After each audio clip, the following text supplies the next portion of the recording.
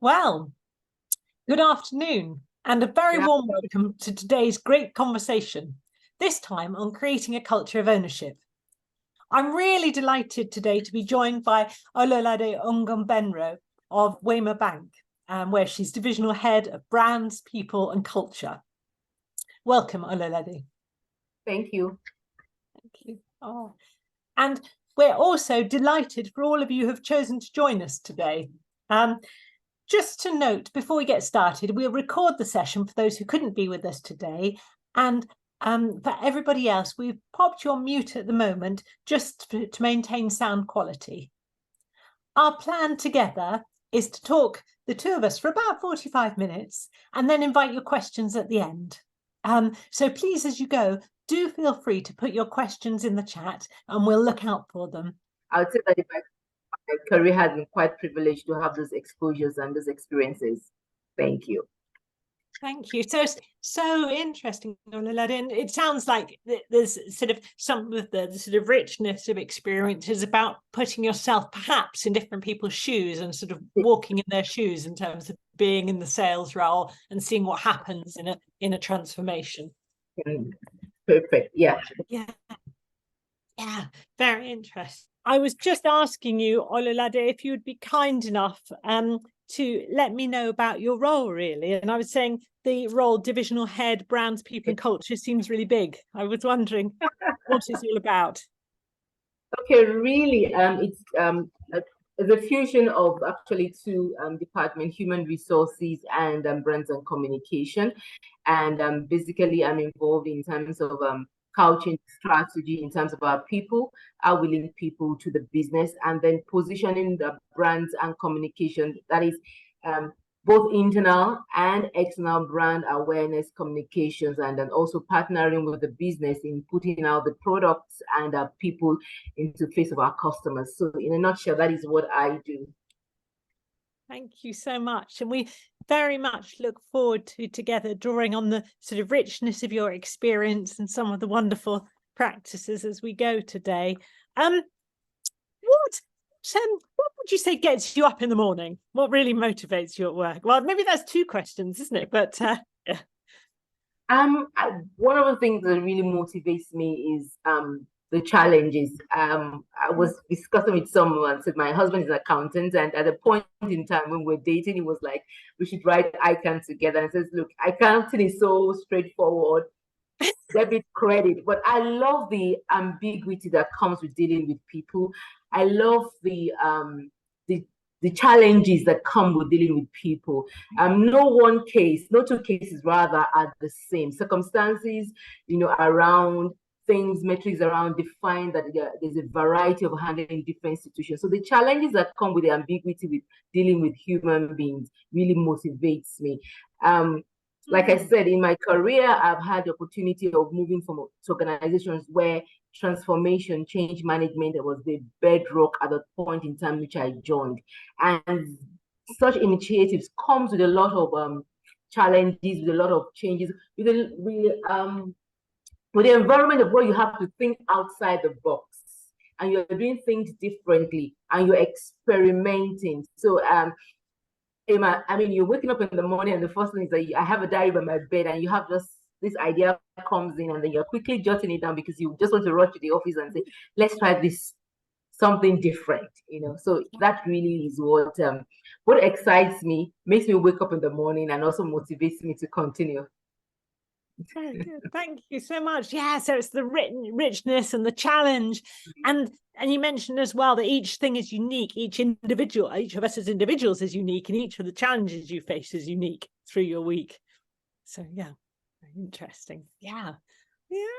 Yes. And I wonder how that'll play in terms of our conversation about ownership today. Before we talk about that, would you mind telling me a bit about the bank in your own words?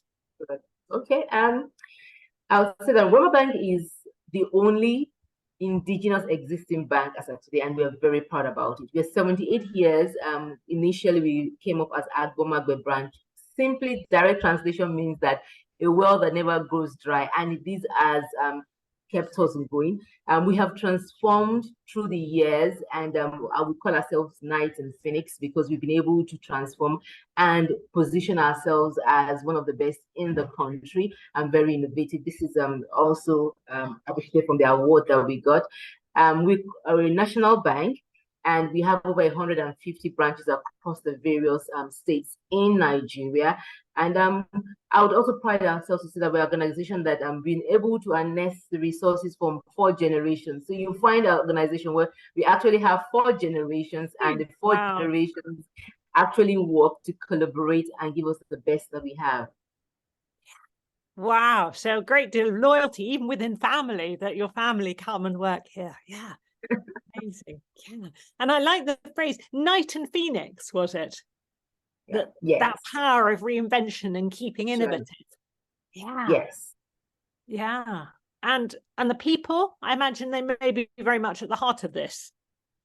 People are very much at the heart of it. Actually, for us, it's about it being a family organization. We pride ourselves as working together as a family, and what it means is it's as deep as the MD gets involved in the life of even someone as an entry-level employee, because we see ourselves as a family and we believe that we work together, we play together. And this is very much in terms of our values. One of our core values is think, play, and think partnership. And so it's very important for us that we stick together. We strongly believe that we spend a lot of our time in the office environment in our careers, and we have to create that environment where you love being where you are, where you work, and see your colleague is your best friend at work. Very good. And that human sense comes across, the human touch of the MD, making sure that they know people and they're out there. And if you had to sum up the culture of the bank in a few words, what would they be? I call it family culture. We're very family oriented, together. And like our slogan says that we are with you all the way. So not only are we with our customers all the way, with each other, with ourselves as colleagues, we are with ourselves all the way. Thank you so much. Interesting. And today, you're very kindly going to talk with us about ownership. So thinking about that is a really big concept. And how, to get us started, how would you define this notion of ownership? Ownership really is, first and foremost, a psychological thing. It's about creating that fusion between the organization and the employee, where the employee psychologically sees himself as part and parcel of the organization. He sees himself that as an owner of the organization, even though he doesn't have a financial stake, but that fusion in terms of being one with the organization is typically, and it's more of a psychological thing.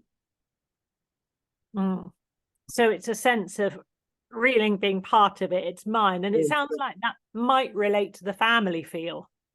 Yes, a sense of belonging. But yes, yeah, and it's more a psychological, so it's not monetary, it's a feeling. Yeah. And how does it work in practice? Is it about the way people talk about working for the bank, or how? Yeah. It really works first of all from the level of trust. For you to have a sense of ownership, there is a two-way trust, and I call it a two-way trust. A trust from the employee knowing that clearly that leadership, and the employee fully trusts the leadership, and also a trust from the leadership saying that I trust my people to take the decisions that are best suited for the organization. I trust my people and I'm able to empower them to take those decisions, that would move the organization forward. It's built also on a bedrock of having a clear and vivid vision for the organization. There must be clarity on where we are going. There must be clarity, and not just clarity, we must walk the talk. And so it's more of action-based. You see everyday decision activities, that take place, continuously reinforce the messaging across, and that builds that trust. And it goes on to say that then when we have that, built that trust, then that empowerment to take those initiatives is really then comes alive. So you see people taking responsibility. So it goes beyond accountability. Accountability is about you asking me to do something and I now give you account. But when I now take responsibility and then ownership of my space, I become the boss of my space. Right. So, yeah, because of what sounds like a virtuous cycle, starting with sort of a clear vision and a feeling, perhaps, from what you said, that I matter and I've got a purpose in delivering it, and that you will trust me to deliver it, and therefore I'm empowered and I want to do it. It's yes, it's not accountable. It's that I own it because I want to and I care. Yeah. Yeah, very interesting. And maybe some of this has come out already, but what would you say are the benefits of creating ownership? So what The benefits of the organization? They are enormous. One of the things is that in terms of initiative, because I trust I've been empowered and I trust that my bosses have my back. I get more creative. Initiatives come across. You see a huge level of initiatives in terms of customer experience. Because I have that sense of ownership, I go above and beyond in delighting my customers. In terms of in terms of identifying opportunities and speed of execution, because I'm not just on my space just to deliver what you've asked me to do, but I'm out to look at how best can I be on this job, how can I do more.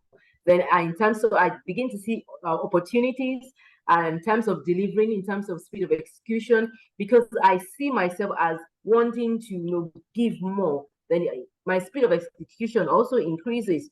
In terms of leadership, it creates leadership across board. So we're not looking at leadership in terms of hierarchy. We're looking at leadership in terms of everyone owning his space and everyone being able to be the CEO of his space and delivering the best. So we are creating generational leadership. And one most important thing is that you are also creating retention and loyalty, because I have a sense of ownership. Even in difficult times, I'm in it with you, and I'm willing to go the extra mile with you in this organization.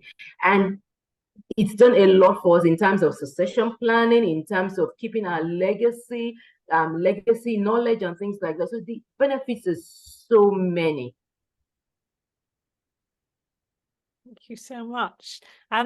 Wow, goodness. So it's really powerful. And as we talk later, we'll perhaps talk about the magic and how does one create this desirable and virtuous cycle. But before we do, Ololade and I thought it would be very interesting to engage with you, the audience today, listening to us. And we'd like to do a small poll and invite you to express the what you see as the benefits. So, George, if you'd be kind enough to do our poll now. So, as you can see, we're asking you to articulate and share for a couple of minutes about what do you see as the benefits of creating ownership. Please select the ones that you wish to, or type in if there are any others that we haven't covered, and we'll just see what overall the perspective of us is as a larger group.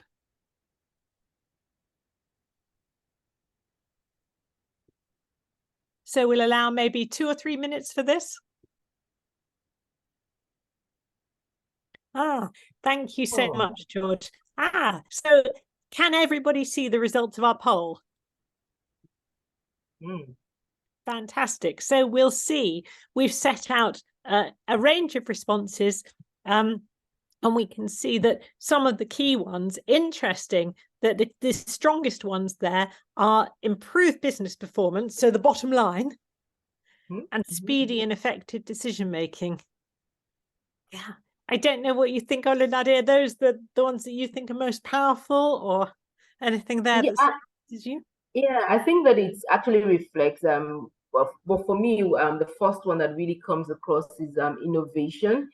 From our experience, innovation, creative thinking, initiatives have come in very strong because you own something. I was reading something, and the very funny thing is that you don't change the oil of a rented vehicle.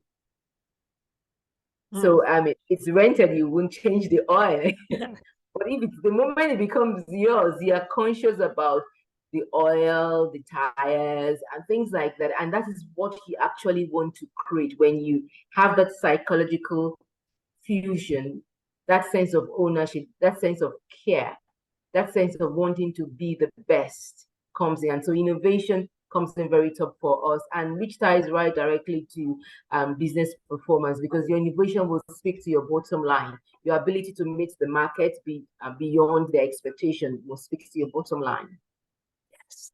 Yeah, absolutely. And yeah, interesting. And that things perhaps also move more quickly. So speedy and effective decision making really strikes me in terms of, people feel perhaps related to the notion of empowerment that you mentioned, that people feel more liberated to use their own judgment to make a good decision and do it effectively because they're motivated to drive forward for the organization. Yeah. Spot on. Very interesting. Yeah. Well, thank you so much to everybody who very kindly expressed their views in that poll. And it's very striking feedback. Thank you. And I suppose now the obvious next question is, okay, so if an organization doesn't get this ownership piece right, what's the price? So what do we think the risks are when one doesn't achieve ownership? I think one of the major risks is the level of engagement. Typically, you have people, what we call presentism. You have staff presently in the office, but what is their level of engagement? Level of engagement will be very low. Loyalty will be quite low in terms of decision-making. Speed of execution will be definitely very low.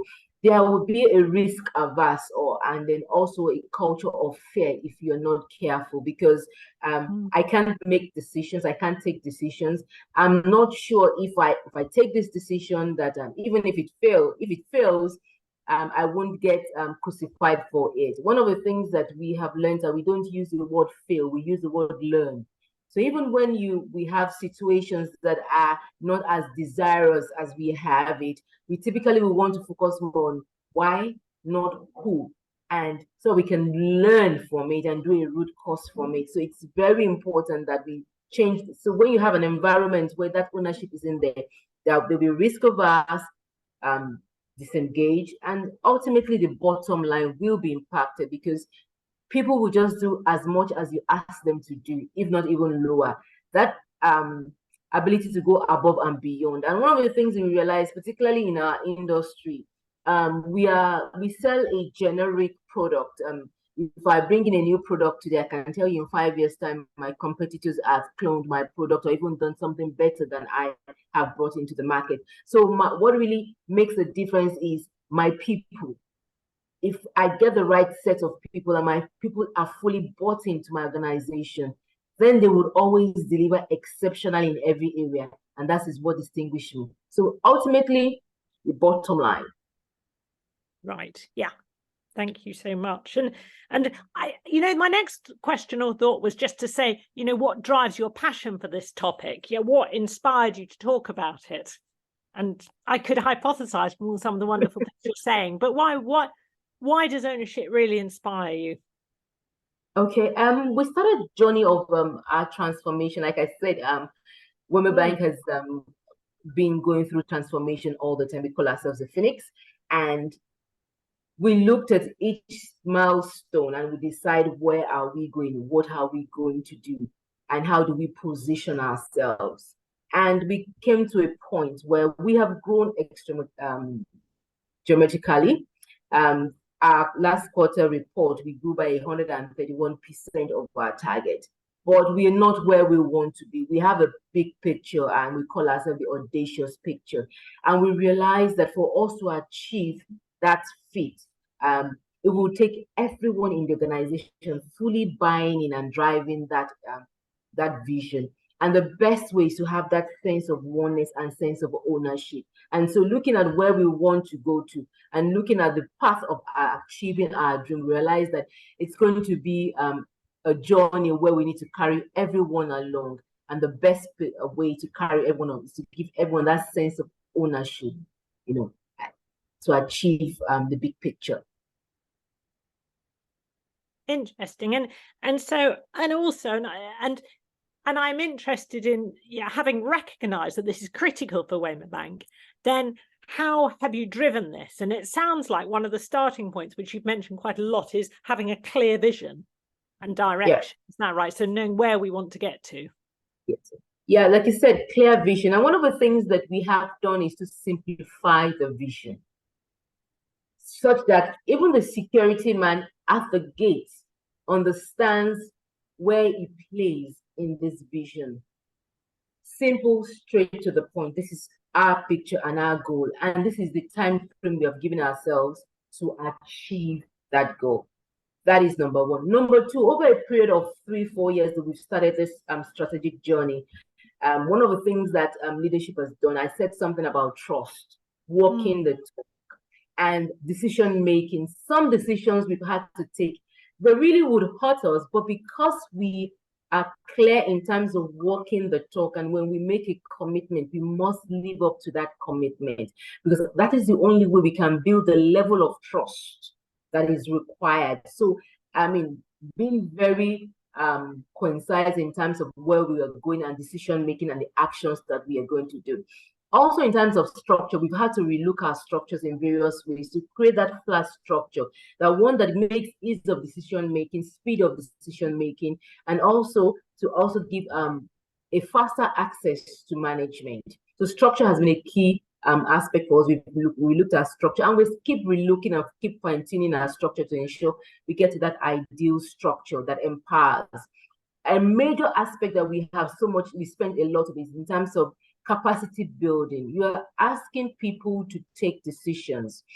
You need to equip them appropriately. And so in terms of our learning and development, very well defined, we built partnerships both with local and international organizations to make a robust learning. We've built learning paths and learning journeys for various cadre of organizations. Line managers, we have a package for line managers, we have a package for middle management, we have a package for senior management, and consistent in terms of making sure that this learning for us goes beyond classroom. Learning from us, in every dimension in terms of classroom is majorly 10% of our learning budget, but we encourage a lot of cross-functional projects, a lot of sprints, a lot of short-term assignments, shadowing. So creating that environment where capacity is built, such that in terms of decision making, you're empowered to make those decisions. Also, in terms of some of the things that we have also put in the place in terms of celebrating ourselves, we realized that we weren't doing a lot in terms of celebrating ourselves, and particularly patting ourselves on the back when you do good and when you go the extra mile. So we do a lot in terms of on the spot, celebration, pat on the back, encouragement. And when things are not, as turn out as it ought to be, we change our language from fail to learn. And we emphasize the word learn, because it's very important that you give confidence to your people that once you stay within the ambience of governance, and that's another aspect, having clear governance and process in place, providing the right tools, and so that you make decisions within those governance and those rules. Peradventure, those decisions don't play out as it's supposed to be. No one has a gun on your head. You know that you're learning from this, and we fine-tune those governance and those gateways to ensure that things are better. So we talked about structure, we talked about celebration, we talked about building and working the trust, clarity of vision and purpose. I think another key aspect for us is to make the work environment fun. When we were recouching our values, one of the things that we made very sacrosanct for us is that the work environment must be fun. And so we think play in everything. You see the fun and the beauty in work, and the way we deliver work, and the way we engage our customers. When you make the work environment fun, I mean, people look forward to coming to work. People look forward to facing those challenges, and and knowing that they will be given the necessary support, to achieve what they want to achieve. So in a nutshell, those are some of the things that we have put in place and to help us in driving this agenda. Thank you so much, Ololade. I could talk about this for hours with you if you had time. But I think fun is very interesting, because for lots of clients, initially when lots of organizations I work with initially, fun may not be top of the list of things to focus on to drive healthy and productive organization. But actually, I'm also passionate about the power of fun and the importance of having that energy and positivity that comes with it when we spend so much of our waking hours there. And so it's very refreshing and lovely to hear about that, as well as what sounds like a framework where, yes, I'm empowered. I know what I need to do. I'm empowered, but I'm also empowered within a framework and given the skills and competence to do it, as well as the confidence. So yeah, very good. I mean, so this all sounds, incredibly compelling, but what, if any, challenges or roadblocks have you come across on the way? And therefore, yeah, how have you overcome it, if there are any that you'd be keen to share? Well, I think some of the challenges we faced is what we call the Japa syndrome. Yes, yeah. Yeah. We're a institution where you've invested so much on someone, and you really would love to stay, but the macroeconomic situation in the country is giving rise to say that, look, I have to, move on to another country. We've tried to accommodate talents in this environment, but really and truly, it has its impact on us. Some of the other challenges that we've also had to face is in terms of skills debt. We've had to spend much more in terms of building skills and capacity within the industry. I'm trying to work and partner with the Chartered Institute of Bankers, which is a core organization within the financial institutions, to see how do we build competencies and in the industry. The industry has suffered a lot in terms of the Japa syndrome, and so we need to work together to build competencies in that aspect. Another challenge that we have had to face really is also the macroeconomic situation in the country. Businesses have been so fantastic, and so we had to do extra more to actually motivate people in terms of I wish we could do more. I wish we could get more from the clients and from the customers, and the economy is not looking so good. But we have to, within the confine of what we have to play with there, where we make it fun and interesting for us to play with. But I think majorly is in terms of building that the capacity within the industry, and also keeping your talents irrespective of the macro, that is the larger economic situation, insecurity and things like that, that is putting a strain on your talents and making them take decisions that either they wouldn't have taken. Thank you so much. So as we've talked, it's been clear to me that I imagine there's a powerful sense of working within the bank of this culture, but how do you, and you clearly have a strong focused objective to drive ownership in the bank, but how do you assess your progress on the journey and check out if things are as you want them to be? All right. Like I said, we had a strategy document and a roadmap that we are working with, and we do take pulse check. One of the major areas we do our pulse check is to do our survey. We always check the level of engagement. That is number one.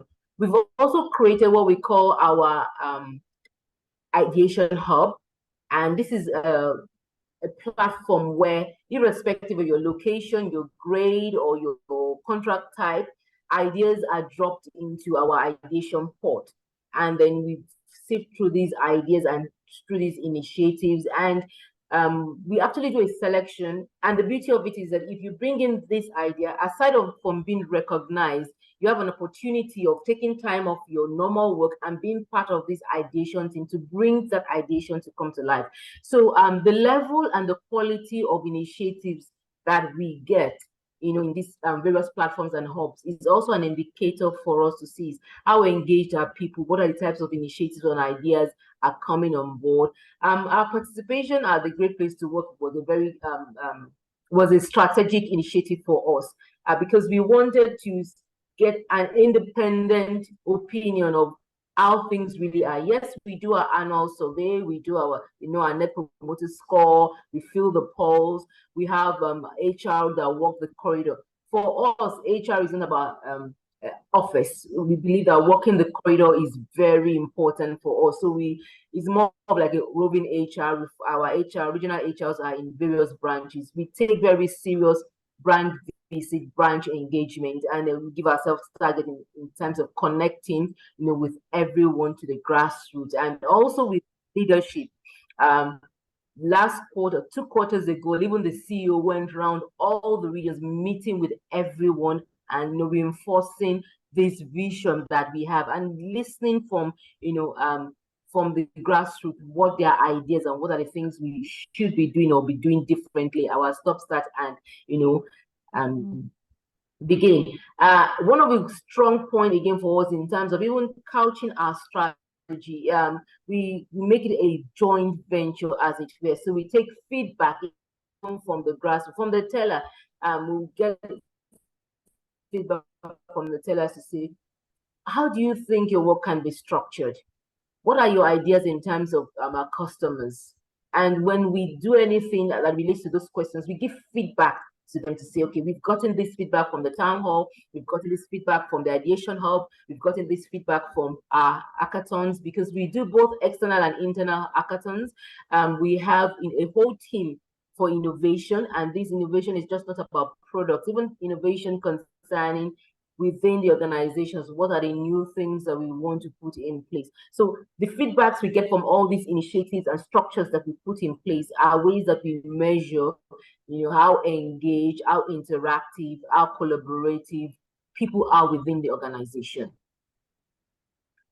So thank you so much. So very interesting then that it's not, and clearly I'm sincerely delighted that Great Place to Work is being able to support from an external perspective and recognize a massively strong achievement, but it sounds like listening and the interaction is day in, day out through all different channels.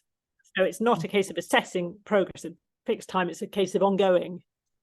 Yeah. Which sounds powerful. And I'm mindful of time, but I really do want to ask leaders. So, I'm always interested because leadership can have such a powerful role in shaping culture and the experience of us all at work. But actually, I was very touched earlier on in the conversation when you referred to almost everybody being a leader. If you have ownership, you lead in your own right. So I'm wondering, what role would you say leaders play in your ownership journey? I think leadership play 2 roles.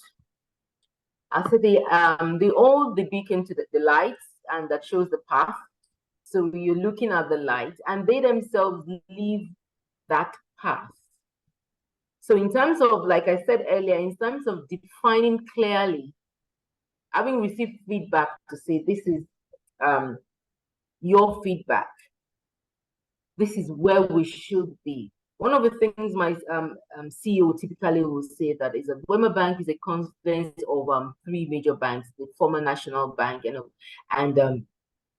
Wema Bank. And these organizations in their days were 4th-tier banks. They were the best in the country. And therefore, Wema Bank, having swallowed this organization, needs to position and continuously position itself as that 4th tier and first in the group of banks in this country. So having that clear vision of what we are and continuously live it, and it's not about it goes beyond the bottom line. Now we can say, okay, I want to make a PBT of 100 billion. Beautiful, but I'm saying that I want to stand for something. I want to be known for something, and I live that. So I show you the light as a leader, and I also lead you and give you examples of this is what it means to to work on this path. I think that is where leadership in terms of hierarchy that is the part they play in this whole scenario. Because I'll give a typical example. If we say we are one together, we are in unison, and there is a decision that would impact even the bottom line. And as a leader, I'm thinking that, look, bottom line comes before people. I'm not walking the talk. But when I should clearly show that you are more important to me, I'm willing to lose that business, but to save you. It sends a huge message across that they have my back. My CEO has my back. I have had situations where the CEO, the first thing he says is, if you need to close, but make sure every staff is well taken care of and accounted for. It's not about the cost, it's about that one individual is important to us. And that speaks volumes, particularly when it comes from leadership. So it's back to people matter as individuals. Yes. We demonstrate that by walking the talk. It's not just said, it's truly lived. Yes. Yes. Thank you. Before I open the floor to see if anybody would like to ask any questions of you or us, I just wondered if you had to give some advice, what advice would you give others wishing to drive a culture of ownership in their organisation? The first thing is that it's not a sprint, it's a marathon. Okay. And it's a marathon on a hillside. So you have your ups and your downs. So you have your hilltop and the valley. But be consistent. It's very important that you're consistent in your messaging, you're consistent in your vision, you're consistent in the path. It's very important. You also realize that, like I said, you may not get the fillers this year, but continue on that progress. I was discussing with Tamara that 3 years ago, we looked at Great Place to Work and we looked at our strategy document and the things we were doing, and we said we were not yet ready to participate in Great Place to Work, because based on our strategy document and what we had on ground, we felt that we were not yet there.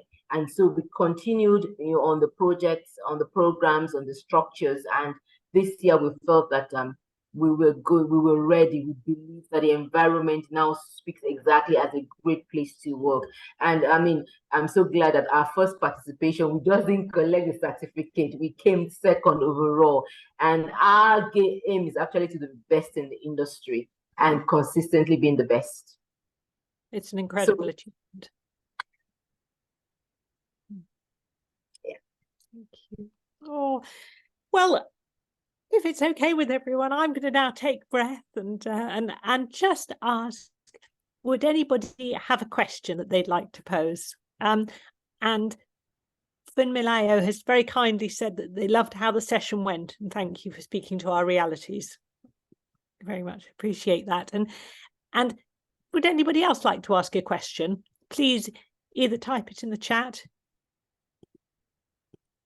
or I don't know, George, whether you can see if anybody's wishing to answer a question and has their hands up and would like to be unmuted. I can see the Q&A and no one else has posed a question yet. George, any questions your end? No, not at all. Ah, okay. Well, please do, if you're very kindly listening, quite a few of us listening, so please do either just ask the question, or if you can't unmute, raise your hand and maybe George will pass the question to us. But while we're waiting, you won't be surprised to hear, I do have another question, Ololade. I would just be interested to say, what are you most, that sounds like there's a lot to be proud of, but what are you most proud of from a people perspective at Waymer Bank that helps make it a great place to work? If you had to say a single thing, what would it be? A single thing? Oh, well, I mean, maybe one or two, I don't know. Okay. I think our achievement of Great Place to Work is one thing, because it was actually in our target and says this is where we wanted to be. What we had actually defined for ourselves was that we wanted it being our first time to be top 5, and the next year we were going to clinch the first place. And so making second place was like, yeah, right at the dot's eye. So thank you so much. We're honoured. But and as you may well see, we have some other lovely questions now. Bukola has asked, how do you manage the situation of trusting staff when there is a consistent when there's a consistent mistake? Because you talk about this, the beautiful culture of learning, not failing, but how do you manage the situation where the mistake is consistent? And I hope I've conveyed that okay, Paula. While I was discussing, one of the things I said is that providing the right guidance and governance and policies and structures in place is very important, such that people work within the confines of the guidance and governance. Our industry is highly regulated, and we cannot shy away from these regulations. And so we must have governances, policies, processes in place that govern all these activities. Now, if you have a consistent mistake, the first thing you need to look at is the first time you look at it and says, why did we have this situation? Understanding the learning point. Now, the learning point could either be that your policy or your processes or the governance isn't adequate or the tool isn't adequate. It could also mean that there's a learning gap, right, for this particular staff. And that's why you must always have the learning in point. Once you have identified the gaps, then you implement your interventions. And it must always happen the first time. So you don't excuse it away. You must always do a review and say, how did we get ourselves here? Now, if it happens now a second and a third time, where you now need to step back to say, is this a role fit? Because there are situations where you have a round peg in a square hole. Do we need to sanction? Because yes, even in an environment where we love fun and everything, where sanctions are required, we do implement sanctions, but we would not use a sledgehammer on the fly. And sanctions will come after we have exhausted our learning process, understanding the why, providing interventions to bridge the gap. There are people that we've put in particular roles and we realize that their strengths are not in those roles. And we've had to move into different functions or different roles where we harness their strength. And so we're very particular in terms of our performance management process. So performance management goes beyond just your appraisal twice in a year or once in a year. We believe and we operate a continuous performance appraisal process, so that we are engaging on, for our sales guys, we do a monthly processes. There are people that we have put on what we call a PIP, performance improvement process. And it's not because their performance is poor, but we've noticed a trajectory. So someone typically would score 90, 80, and then we are seeing in 2 months consecutively is dropping from 80 to 70. Then 70 to 60 is a red flag. And we need to sit with you to say, look, you're performing, you're not yet a poor performer, but we see a trajectory and we need to understand what is happening and we need to support you. And like what says is improvement plan. How do we work this part together to ensure you're back on that A star that you used to be? So it's important that you exhaust the learning point. When you need to now put sanctions, you put sanctions, and your sanctions could be a variety, change of roles, change of functions, actual sanctions in terms of having to pay some penalties, and maybe you have to go on and get a warning or things like that. And because you have put in a lot of what we have experienced, because we take time to put a lot of interventions in place, when we get to a point of sanction, it's typically seen as that the staff themselves actually feel that, look, I have gone above and beyond, and the organization has been very magnanimous with me. There are some people who have come into the organization and think that, that we are a bit too lenient, but like I said, we don't believe in killing a fly with a sledgehammer, and we believe in empowering and putting processes in place. Thank you. Thank you so much, Ololade. I'm struck by the sort of the best use of talent aspect of performance management as well, making sure that you're getting the best from people, as well as the ongoing focus on learning and proportionate support.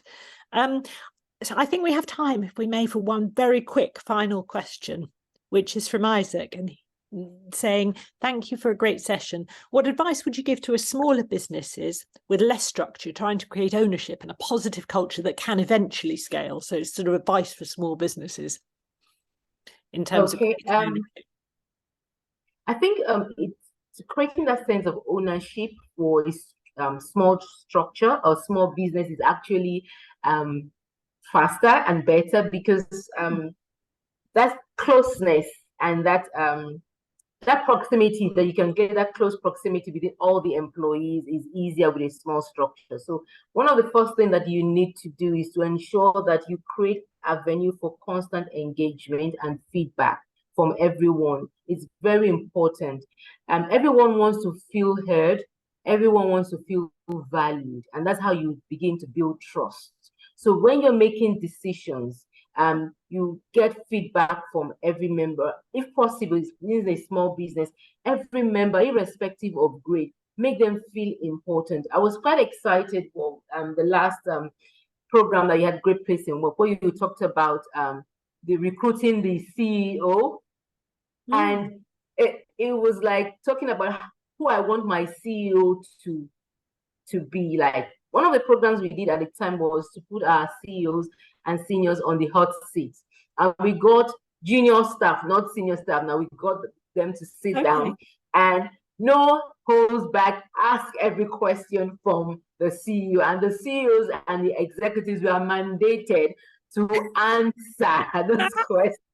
Very good. And some questions could be quite, and those questions, the main thing that they were not rude, but they could be very explicit. But seeing that sincerity. So another thing that for a small that you must always be consistent in your message and sincerity of purpose. It's not everything they ask for you can give, but you must be able to give the reasons why you can't do this. And your reasons must speak to your values. So from now, you need to begin to define what are the values of the organization and begin to live those values. Let there be transparent in every action and decision making, and communicate, communicate, and communicate. You can't over communicate. These are ways to begin to build trust. And ownership, trust is the bedrock for ownership. So as you build structure and process in place, you need to begin to build those values and those transparency and those communications and this sense of belonging from now. And sense of belonging, very simple. Everyone is important. Feedback from everyone. You receive feedback, you give feedback. You are consistent in your messaging. Actions, policies that you put in place speaks clearly to those values, and they are consistent with those values that you want to drive. It's very important. Thank you. Thank you so much. Yeah, so it's about being mindful and intentional right from the beginning about who you are and values and what drives your success and the piece and individuals. Thank you so much. Well, just mindful of time, I'd like to say at this point a sort of heartfelt thanks for your expertise and wonderful contribution, and to you and to all of you for your forbearance for our technical problems, or I should say technical problems at the beginning, but a massive and heartfelt thank you. And is there anything that you would add, Ololade, before I ask Otemere to sum up for us? I think that it's been an interesting session. Being able to share myself and also share what we've experienced in Wema Bank. I keep saying that I'm privileged to be part of the Wema Bank family. He's given me the opportunity to do so much and to learn so much in the process. And we're willing to share ourselves the more and, tell our stories the more to anyone who would love to learn and to work with us in this journey. Thank you. Thank you. Otemere, over to you. Thank you. Excellent, Petrina. Excellent, Ololade. I almost thought I was in a Great Place to Work conference. We emphasize, we believe that we are the biggest advocate of trust globally, and indeed, that's what we preach for companies. We believe that trust is the reason why companies are great workplaces. The salaries will help for a few months, but trust, like you mentioned, is the bedrock for great workplaces. We also, I heard you say, trust also, that you trust your boss to be that your trust back. Sorry, your boss has your back. Everyone is a CEO, has a space, should be a space or create its own space as a CEO. You also talked about the fact that it's not a sprint, it's a marathon on a hillside. That was a nice one for me. And indeed, we've been able to have worked with Wema Bank this last few months. We've seen indeed that this is a company that is headed for the top for what we do. I want to share my screen. This was not planned, but I want to share my screen. I want to show something that we saw when we had the culture audit assessment for Wema Bank. Just a minute.